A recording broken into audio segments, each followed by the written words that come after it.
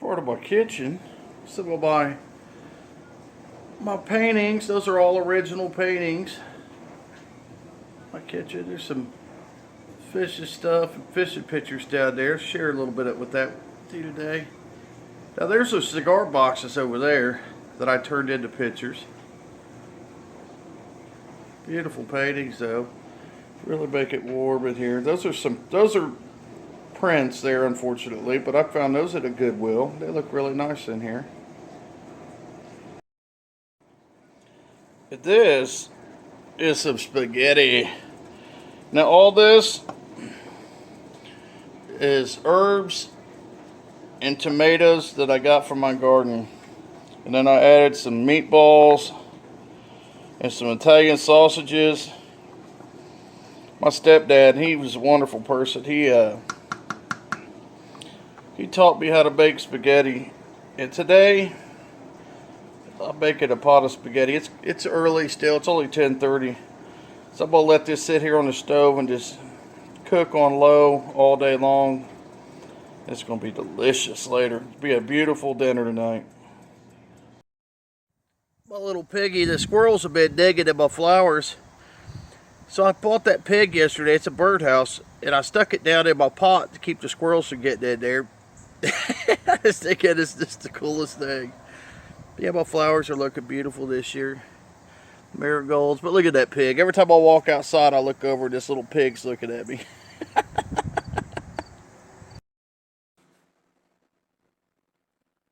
Good morning. The Tsar. I look a little rough today, I know. But it's Sunday. I got up this morning, slept in, and got up and started making. I planned on making some spaghetti.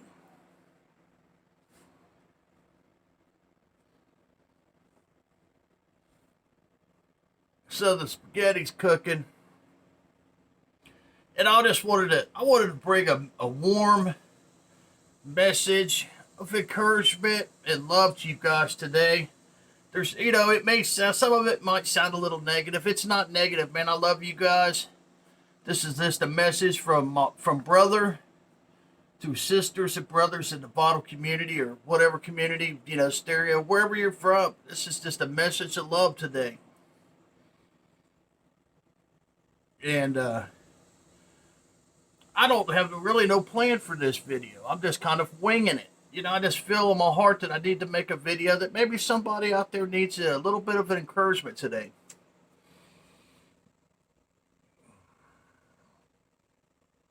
Tomorrow, it's going to be 8 months of sobriety for me. Yeah, I'm going to be celebrating. That's why I'm making the spaghetti. Celebrating 8 months of sobriety. A lot of people said I couldn't do it. Brother Brian did it,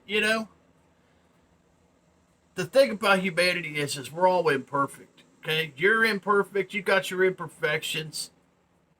I've got my imperfections.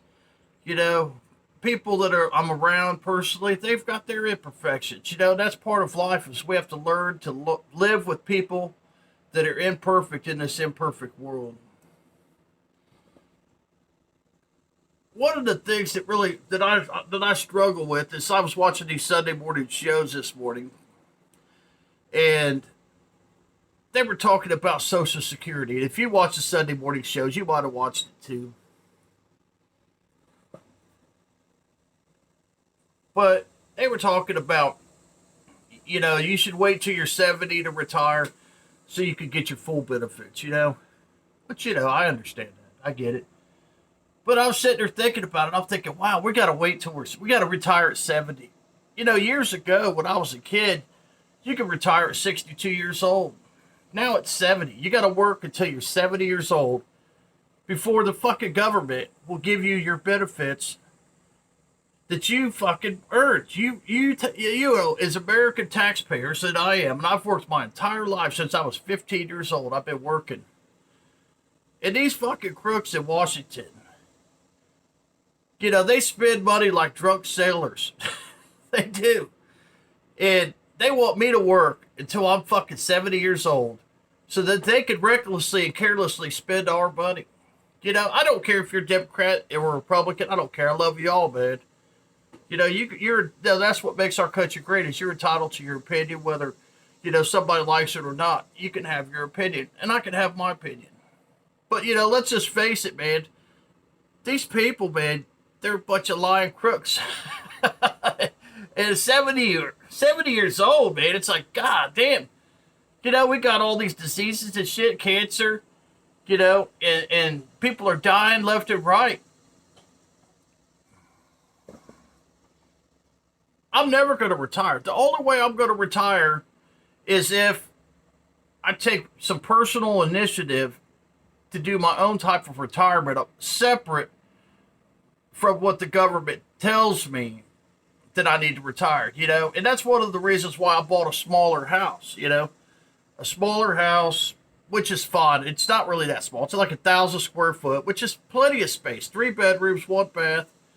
And that's one of the reasons I got it, because I just knew that one day, if I was going to retire, being that I'm a middle class person, that I've got to get it set up. I don't want to live, that the world teaches you to live above your means. Live above your means. Go buy that big fancy car. Get the big fancy house. Go get all this fancy. You get yourself into debt up to here. Fuck that. Don't do it. You know what I mean? The freedom of your soul, that binds you up in your soul when you do shit like that. And I understand that maybe you're bound up in medical bills and stuff like that. I get that. I understand that, because that's another thing that's out of control in our country is the medical situation. And the government, anytime they stick their hands in it, it just gets worse. Cost us more money. Anytime the government touches anything, you can believe it's going to cost you more money. It's like when they were sending out the stimulus checks. Oh, here's some free money. There's no such thing as free money. Somebody had to earn that money. It's just the facts. And I'm not trying to be negative. I just want you to take life in perspective. If I say anything, listen to this. Stop trying to impress people. Okay? Turn around and look into your soul and bring some joy to your own life. You know what I mean? I could have got on here with in the house and did a fancy video in there showing expensive records and did all this stuff, but to me, I'm not worried about it, man. If you're my friends, you're going to be my friends. You know what I'm saying? And I'm not worried about it. I'm worried more about my soul. I'm going to cook me a pot of spaghetti. I'm going to listen to my old records that I found at the thrift stores yesterday. I've been watching some of the videos around in the vinyl community. And it's kind of sad still. A lot of it's just so sad. I hate to see the vinyl community going in the direction that it's gone. But, it doesn't surprise me because that's, we've all been brainwashed and programmed for the marketing bullshit. We live in the world of marketing. Every time you turn the TV on, you can't watch a TV show without a commercial. Somebody's trying to sell you something. That's why I watch DVDs, because a lot of times when I'm sitting around, I don't want to see commercials and shit like that. Put the DVD in, I can hit play, and I can watch a show, and there's no commercials. Nobody's telling me nothing. I noticed that they're still doing damage control with the MoFi bullshit. The MoFi people they've kind of interjected themselves into the vinyl community, and they're out there, they're using different channels to try to do damage control. They've basically, some of the people in the vinyl community have sold their souls. God bless them. I'm not dogging them or anything. If this video is as much for me, it's for them, it's for everybody. Try to pull your soul back. But they're out there, fucking doing damage control. But here's the thing, man, and I'll say this from the Tsar to you, that the MoFi records sound fantastic. They do. They're fantastic. It doesn't matter if it's digital to analog, because that's what it is. Like I said, if your needle hits that record, it's analog. It's that simple. Okay? Now the process, it's whatever. You know, they use equalizers, mixing boards. They use different people to go through these fucking computer systems and whatever. It doesn't matter. If you're happy with the way that it sounds, that's all that really matters. Now, here's where they got in trouble. Okay, here's where they got in trouble. Is they were screwing people over because they were taking shortcuts. They were changing the way that it sounded, and then they were marketing. They had a slick little marketing thing where they were lying to the customers, telling people that it was something that it wasn't, and they got busted in the process. Now, does that mean that it doesn't sound good? No, but it doesn't sound like it was originally recorded. And some of you say, well, that's good. It sounds better. Some of you say, well, I don't want that. I want the original recording. I'm more of a purist. I don't care if it's been EQ'd all to hell. I don't want that. I want the more pure, if it doesn't blow my hair back, but it's still, I'd say, man, this is the way that it sounded back in 1975 or 1968. That's what I want to hear. I want to hear what it sounds. That's why I'm a vintage audiophile. It's because I like to use the equipment that was made in that period, because that's how you could really tell what the sound was. When you use nice audiophile level equipment back then with the old records, you're going to hear what it really sounded like, and that's what I want, personally. Now I'm talking personally. If that's not what you want, then that's fine. Do your thing. But, the thing that kills me is the money. I went to the record store this week at Omega Music, and there was a lot of records that I wanted to buy.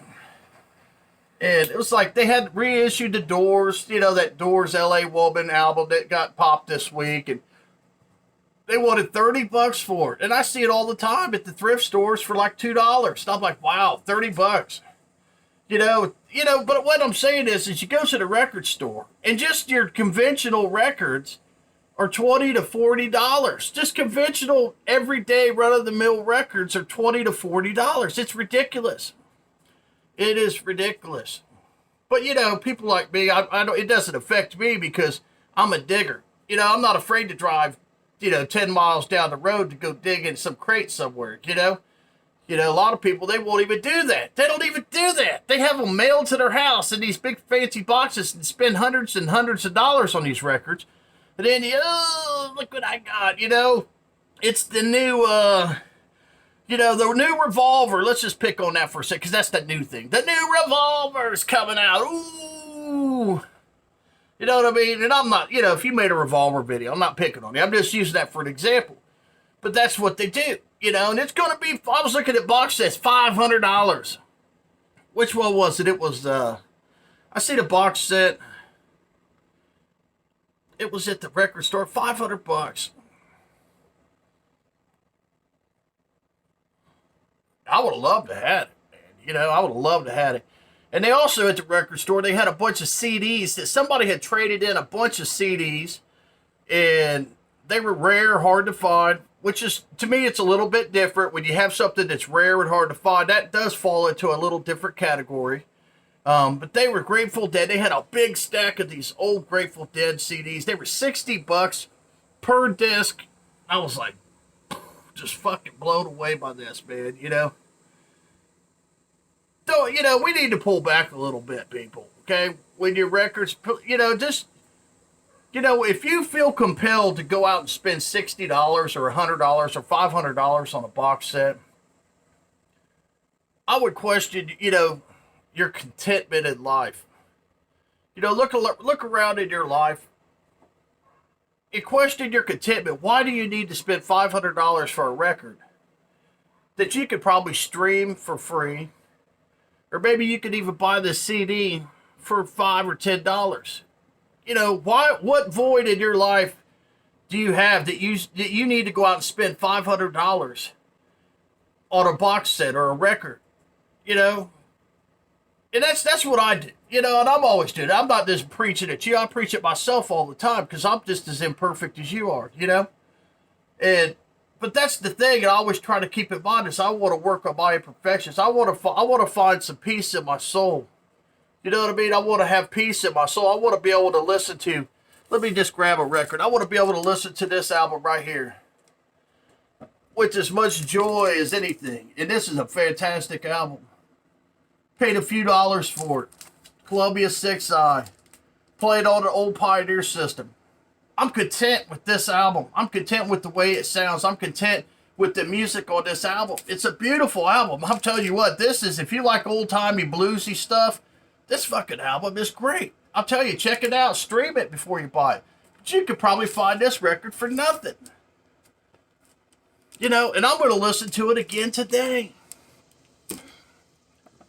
So, anyway, it's Sunday. Brother Brian's in the garage. Got little Daisy sitting here hanging out with me. I got the spaghetti cooking in my house. Thankful to God every day for my life, you know.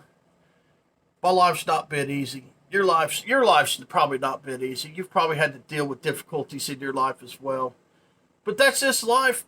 That's just life, you know. And I'm just saying, man, don't lose your soul. Don't lose your soul. Don't let these people that are out there hustling for the MoFi, don't let them try to fill that void with, you know, by sending them fucking money. You know, fuck that. Find contentment in your soul, baby. You know what I'm saying? Go out and get you a big Perdomo. Don't matter if you're a woman. Get you a big Perdomo. Get you a nice Harley mug with some coffee in it. Chill out in the garage and listen to some fucking music, baby. This is the Tsar, man. I love you guys, man. This ain't a negative video, man. This is a video of love. And this video's as pure as those tomatoes cooking on my damn stove. And I just wanted to, hopefully it impacts you and makes your life better, man. Brother Brian's out of here.